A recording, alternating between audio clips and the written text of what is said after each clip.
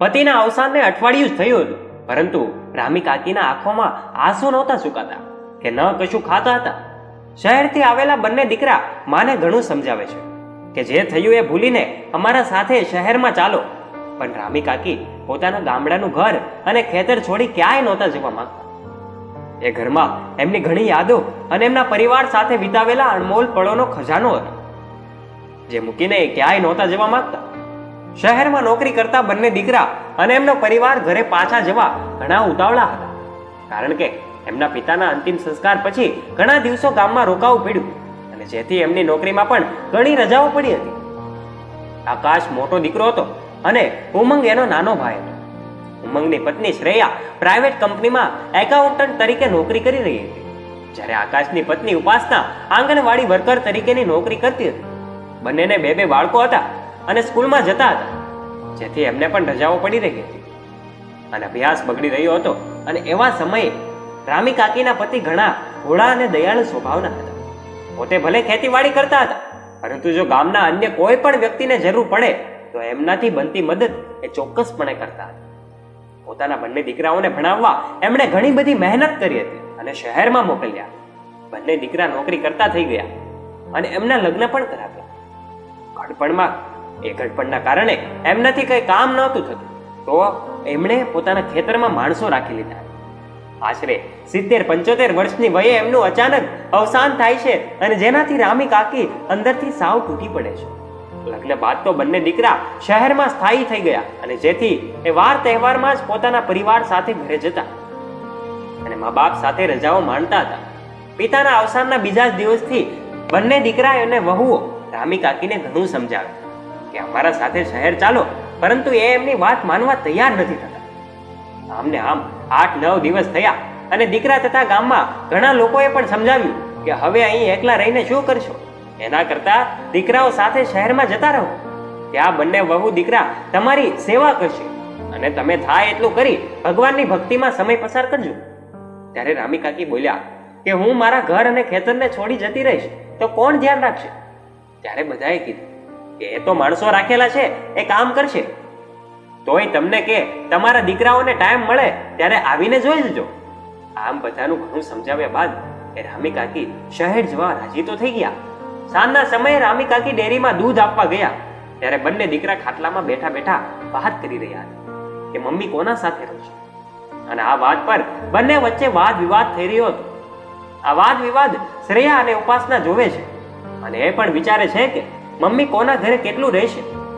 શ્રેયા બોલી, આપણે 1 વર્ષ મમ્મીને આપણા ઘરે રાખીશું. ઉપાસના બોલી, ના, 1 વર્ષ ઘણું વધારે કહેવાય. એટલા બધા દિવસોમાં મારા ઘરમાં મમ્મી રહે એ મારાથી ન સહન થઈ શકે. ત્યારે શ્રેયા બોલી, તો પછી 6 મહિના રાખીએ.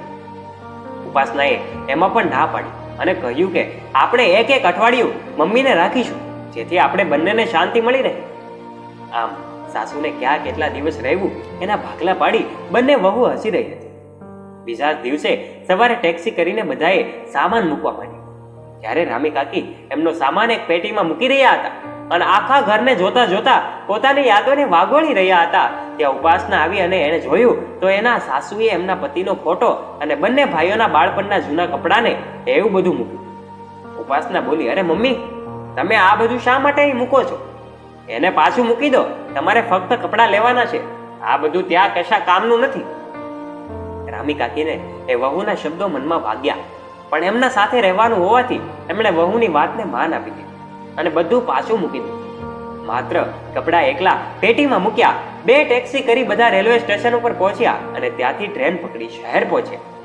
શહેરમાં પહોંચતા જ એ રામી કાકી મોટા દીકરા સાથે એના ઘરે પહોંચ્યા, પણ એમને એ નહોતી ખબર કે મારે અઠવાડિયું અહીં રહેવાનું છે અને અઠવાડિયું નાના દીકરાના ઘરે રહેવાનું. મોટા દીકરાનું ઘર ફ્લેટમાં હતું અને બધા મુસાફરી કરી થાકી ચૂક્યા હતા. ઘરમાં પ્રવેશ કરી સોફા પર બેસતા જ રામી કાકી બોલ્યા, ઉપાસના બેટા, મને પાણી આપતો, તરસ લાગી છે. એવામાં આકાશ બોલ્યો, મમ્મી, તમે જાતે રસોડામાં જઈને પાણી લઈ લો. ઉપાસના પણ મુસાફરી કરીને આવી છે અને એ પણ થાકી ગઈ છે. રામી કાકી રસોડામાં ગયા અને પાણી પીવા માટે માટલું શોધવા લાગ્યા, પરંતુ એમને માટલું ક્યાંય દેખાયું નહીં. એવામાં મોટા દીકરાની એ દીકરી રસોડામાં આવી તો એણે પૂછ્યું કે માટલું ક્યાં છે બેટા? ત્યારે એણે કહ્યું કે અહીં માટલું ન હોય, અમારા અહીં તો આરો હોય છે. એણે આરોમાંથી ગ્લાસ ભરીને પાણી આપ્યું. રામી કાકી માટે આ બધું ઘણું નવું હતું. પાણી પીધા બાદ એ સોફા પર જ આરામ કરવા લાગ્યા અને મુસાફરીના થાકને કારણે ઊંઘ આવી ગઈ. સાંજ પડતા એ ઉઠ્યા અને ત્યારે એમને ભૂખ લાગી. તો એણે ઉપાસનાને કહ્યું કે મને ભૂખ લાગી છે. ઉપાસના બોલી, હજુ રસોઈ બની નથી, બનશે એટલે આપું છું. રામી કાકીને ભૂખ સહન ન થતા પોતાની પેટીમાં થોડા ચણા લાવ્યા હતા. એ કાઢીને ખાવા લાગ્યા છે. લગભગ 7 વાગે આકાશ બહાર જઈને કશું ખરીદી લાવ્યો અને પોતાના રૂમમાં ચાલ્યો. આખો પરિવાર એક જ રૂમમાં હતો. રાતના 8 વાગ્યા પણ જમવાનું ન મળતા રામી કાકીએ આકાશના રૂમનો દરવાજો ખખડાવી કહ્યું, બેટા, રસોઈ બની ગઈ હોય તો પીરસો, હવે મને ભૂખ લાગી છે. અંદરથી ઉપાસના ગુસ્સે થતા બડબડાટ કહેવા લાગી કે ગામડે રહેલા લોકોને એટલી ખબર નથી પડતી કે પતિ પત્ની રૂમમાં હોય તો આપણે દરવાજો ન ખખડાવાય. ઉપાસના બહાર અને બોલી, રસોડામાં જઈને તમારે જે બનાવવું હોય એ બનાવી લો, અમે તો બહારથી મંગાવીને જમી લીધું છે. આ સાંભળીને રામી કાકીને ત્રાસકો લાગ્યો કે હું ક્યારની રસોઈ તૈયાર થવાની રાહ જોઈ રહી છું અને અહીં તો એમનું પોતાનું કરી લીધું, મને પૂછ્યું પણ નહીં. રામી કાકી રસોડામાં ગયા તો ખરા, પણ એમને ન કશું મળ્યું કે ન એમને ઓટોમેટિક સ્ટવ ચલાવતા આવડતું. શહેરના મોડર્ન કિચનમાં એમને કઈ ખબર ન પડી. તો આખરે એમને પોતાની પાસે વધેલા ચણા ખાઈને રાત કાઢી નાખી. આમ શહેરમાં એમનું જીવન શરૂ થઈ ગયું. આકાશે એમની પેટી સ્ટોર રૂમમાં મૂકી દીધી અને ત્યાં જ એમની રહેવાની વ્યવસ્થા કરી દીધી. ઉપાસના સવારે ચા નાસ્તામાં એક નાની ભાખરી આપે અને બપોરે પાછી આવે ત્યારે જમવાનું બને. એમાં પણ રાતનું વધેલું તો હંમેશા એમના ભાગે જ આવતું. રોજ બાળકો સ્કૂલમાં, આકાશ નોકરી પર અને ઉપાસના આંગણવાડીમાં ચાલી જતી. રામી કાકી આખો દિવસ ઘરમાં ને ઘરમાં કંટાળી જતા. આ માંડ 6 દિવસ થયા ત્યાં તો ઉપાસનાને એના સાસુ ઘરમાં નડતર લાગવા લાગી. સાંજે આકાશ આવ્યો કે ઉપાસના કહેવા લાગી, તમે કાલે મમ્મીને ઉમંગના ઘરે મૂકી આવો, આપણે ઘણા દિવસો રાખી લીધા. આકાશ બોલ્યો, સારું, સવારે નોકરી જતા હું એમને મૂકતો આવીશ. રામી કાકીને આ વાતની કોઈ ખબર નહોતી કે બંને વહુ દીકરાઓએ મમ્મીને રહેવા માટે ભાગલા પાડ્યા છે. સવારે આકાશ નોકરી જતા પહેલા જે તૈયાર થતો હતો ત્યારે એણે કહ્યું, મમ્મી, તમે તમારો સામાન પેક કરી લો. રામી કાકી બોલ્યા, કેમ બેટા, શું થયું? શું તું મને ગામડે મૂકવા આવે છે? આકાશ બોલ્યો, અરે ના મમ્મી, હું તમને ઉમંગના ઘરે મૂકી દઈશ. અમે નક્કી કર્યું છે કે અમે બંને તમને અઠવાડિયું પોતાના ઘરે રાખીશું. આ બધું સાંભળીને રામી કાકીને આશ્ચર્ય થયું કે મારા રહેવા માટે પણ આ લોકોએ ભાગ પાડ્યા છે. છતાં નવી જગ્યાએ જવાનું રહેવાનું અને વિચારી પોતાના મનમાં એ નાના દીકરાના ઘરે જવાનો ઉમળકો લઈને એમણે એમની પેટીમાં સામાન ભરી દીધો. આકાશ નોકરી તરફ જતા એમને ઉમંગના ઘરે મૂકી આવ્યો. ઉમંગના ઘરમાં પ્રવેશ કરતા જ ઘરમાં કોઈ ન દેખાયું. અંદર જતા જોયું તો નોકરાણી સાફ સફાઈ કરી રહી હતી. એના જોડે બધી વાત કર્યા બાદ એ એનું કામ પૂરું કરી ચાલી ગઈ. બપોર થવા આવી અને રામી કાકીને ભૂખ લાગતા એમણે રસોડામાં તપાસ કરી. ગેસ રોલમાં જોતા જ 2 રોટલી પડી હતી અને નાની વાટકીમાં થોડું શાક પડ્યું હતું. રામી કાકી મનમાં હસતા હસતા વિચારવા લાગ્યા કે મારા વહુ દીકરા ઘરે આવતા ત્યારે હું કેટલી વાનગી બનાવતી અને મારી વહુ મારા સ્વાગતમાં 2 રોટલી મૂકીને ગઈ છે. 2 રોટલી અને થોડુંક શાક ખાઈને પોતાની ભૂખ સંતોષી એ આરામ કરવા લાગી. ઉમંગના ઘરે એમને જમવાનું તો ઠીકઠાક મળી જતું, પણ એ ઘરમાં કોઈને એમના માટે સમય નહોતો. સવારથી બધા પોતપોતાના કામમાં વ્યસ્ત થઈ જતા. ઉમંગ અને શ્રેયા નોકરીએ ચાલ્યા જાય તો સીધા રાત્રે ઘરે આવે. બાળકો સ્કૂલમાં જાય ત્યારબાદ ઘરે આવીને ટ્યુશન ચાલ્યા જાય. બહુ દીકરા કે પોત્ર પોત્રી કોઈને એમના સાથે વાત કરવાનો સમય ન મળે કે ન કોઈને રસ હતો. 3-4 દિવસમાં જ રામી કાકી ખૂબ કંટાળી ગયા અને એમણે નક્કી કર્યું કે હું ગામ પાછી ચાલી જઈશ. ભલે ત્યાં હું એકલી હશે, પણ મારું પોતાનું ઘર, મારું ખેતર, ત્યાં મારા સાથે વાત કરવા વાળા પણ છે. હવે મારે મારા વહુ દીકરા પર બોજ નથી બનવું. રાત્રે ઉમંગ ઘરે આવ્યો કે રામી કાકી બોલ્યા, ઉમંગ બેટા, મારે ગામડે પાછા ચાલ્યું જવું છે. અહીંનું વાતાવરણ મને નથી પોસાતું.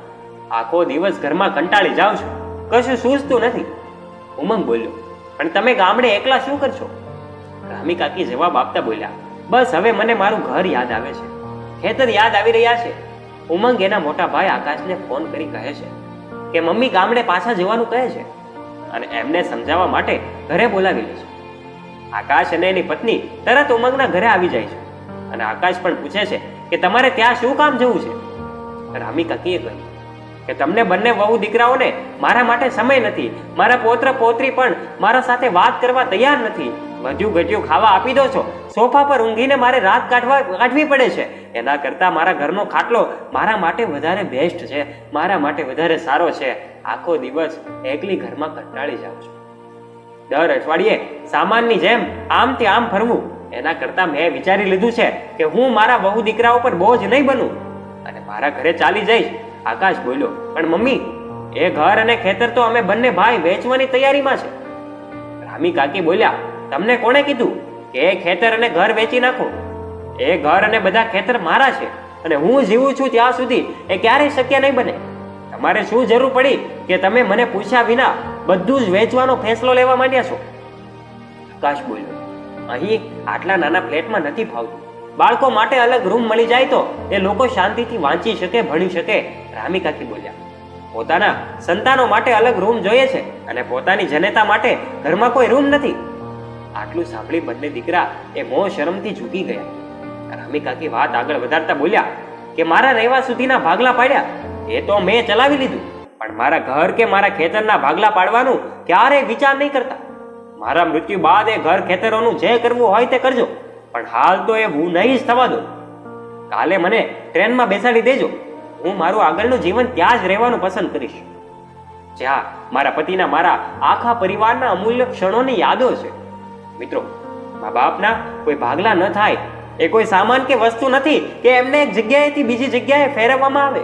અને એમ પણ આપણી ફરજ બને છે, એટલે મા બાપને એક પ્રેમથી સાચવજો, એની સાથે ભાવથી વાતો કરજો. એ જ જીવનનું સાચું સુખ છે. અને જો મિત્રો તમને આ વિડીયો ગમ્યો હોય તો વિડીયોને લાઈક અને શેર અચૂક કરજો. તમારા સગા સ્નેહીઓ સુધી આ વિડીયોને જરૂરથી પહોંચાડજો. અને અમારા આવા જ નવા રસપ્રદ અને પ્રેરણાદાયક વિડીયો સાંભળવા માટે અત્યારે સબસ્ક્રાઇબ કરજો અમારી ધ ડીએ મોટિવેશન નામની યુટ્યુબ ચેનલને અને નીચે રહેલું બેલ આઇકન અચૂક દબાવજો, જેનાથી અમારા અવનવા વિડીયોની નોટિફિકેશન આપના સુધી પહોંચતી રહે. અને હા, વિડીયોને અંત સુધી જોવા બદલ તમારો ખૂબ ખૂબ આભાર.